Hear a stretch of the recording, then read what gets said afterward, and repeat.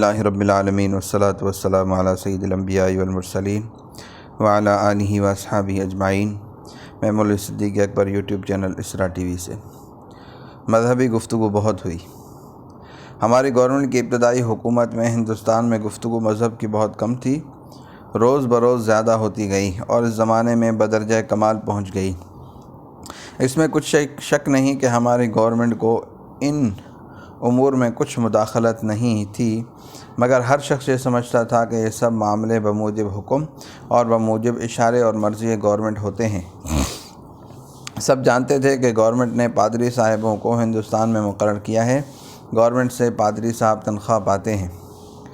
حکام معتمد کا مشنری طریقہ برتنا۔ گورنمنٹ اور حکام انگریزی جو ولایت زا اس ملک میں نوکر ہیں، وہ پادری صاحبوں کو بہت سا روپیہ واسطے خرچ کے اور کتابیں بانٹنے کو دیتے ہیں اور ہر طرح ان کے مدد اور ہر طرح کے مددگار اور معاون ہیں۔ اکثر حکام معتمد اور افسران فوج نے اپنے تابعین سے مذہب کی گفتگو شروع کی تھی۔ بعض صاحب اپنے ملازموں کو حکم دیتے تھے کہ ہماری کوٹھی پر آ کر پادری صاحب کا وعظ سنو، اور ایسا ہی ہوتا تھا۔ غرض کہ اس بات نے ایسی ترقی پکڑی تھی کہ کوئی شخص یہ نہیں جانتا تھا کہ گورنمنٹ کی علمداری میں ہمارا یا ہماری اولاد کا مذہب قائم رہے گا۔ پادری صاحبوں کا وعظ۔ پادری صاحبوں کے وعظ نے نئی صورت نکالی تھی۔ تکرار مذہب کی کتابیں بطور سوال و جواب چھپنی اور تقسیم ہونی شروع ہوئی۔ ان کتابوں میں دوسرے مذہب کے مقدس لوگوں کی نسبت الفاظ اور مضامین رنج وہ مندرج ہوتے۔ ہندوستان میں وعظ اور کتھا کا دستور یہ تھا کہ اپنے اپنے معبد یا مکان پر بیٹھ کر کہتے ہیں، جس کا دل چاہے اور جس کو رغبت ہو وہاں جا کر سنیں۔ پادری صاحبوں کا طریقہ اس کے برخلاف تھا۔ وہ خود غیر مذہب کے مجمع یا تیرتھ اور میلے میں جا کر وعظ کہتے تھے، اور کوئی شخص حکام وغیرہ کے ڈر سے مانے نہ ہوتا تھا۔ بعض ضلعوں میں یہ رواج نکلا کہ پادری صاحب کے ساتھ تھانے کا چپڑاسی جانے لگا۔ پادری صاحب وعظ میں صرف انجیل مقدس ہی کے بیان پر اکتفا نہیں کرتے تھے، بلکہ غیر مذہب کے مقدس لوگوں کو اور مقدس مقاموں کو بہت برائی اور ہتک سے یاد کرتے تھے، جس سے سننے والوں کو نہایت رنج اور دلی تکلیف پہنچتی تھی، اور ہماری گورنمنٹ سے ناراضی کا بیج لوگوں کے دلوں میں بویا جاتا تھا۔ Missionary school. مشنری اسکول بہت جاری ہوئے اور ان میں مذہبی تعلیم شروع ہوئی۔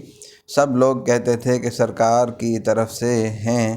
بعض اضلاع میں بہت بڑے بڑے عالی قدر حکام متعہد ان اسکول میں جاتے تھے اور لوگوں کو اس میں داخل اور شامل ہونے کی ترغیب دیتے تھے۔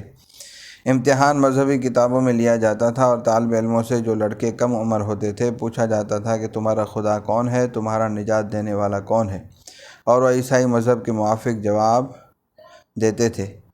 اس پر ان کو انعام ملتا تھا۔ ان سب باتوں سے رعایا کا دل ہماری گورنمنٹ سے پھرتا جاتا تھا۔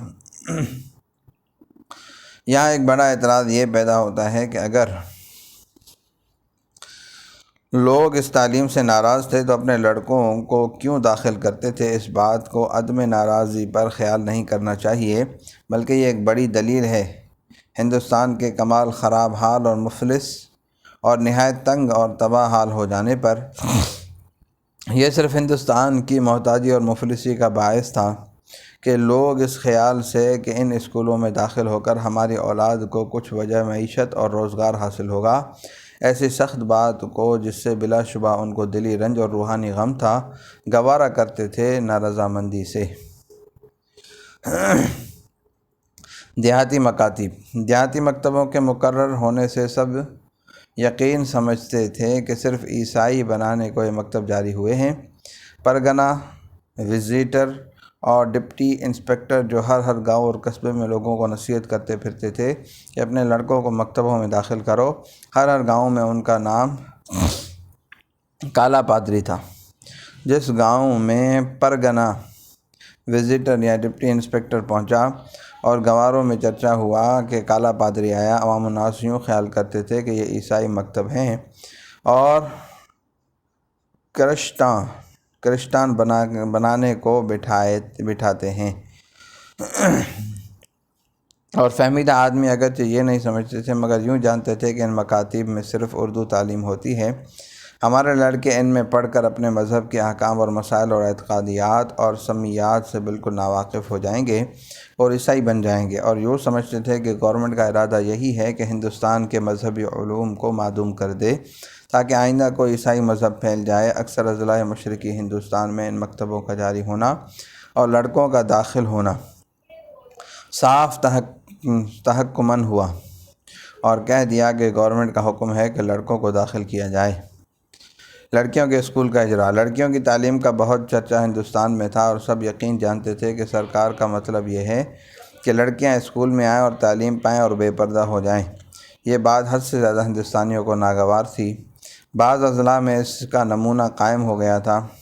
پرگنہ وزٹر انسپکٹر یہ سمجھتے تھے کہ اگر ہم صحیح کر کے لڑکیوں کے مکتب قائم کر دیں گے تو ہماری بڑی نیک نامی گورنمنٹ میں ہوگی، اور اس سبب سے وہ ہر طرح پر طریقے جائز و ناجائز لوگوں کو واسطے قائم کرنے لڑکیوں کے مکتبوں کی فہمائش کرتے تھے، اور اس سبب سے زیادہ تر لوگوں کے دلوں کو ناراضی اور اپنے غلط خیالات کا ان کو یقین ہو جاتا۔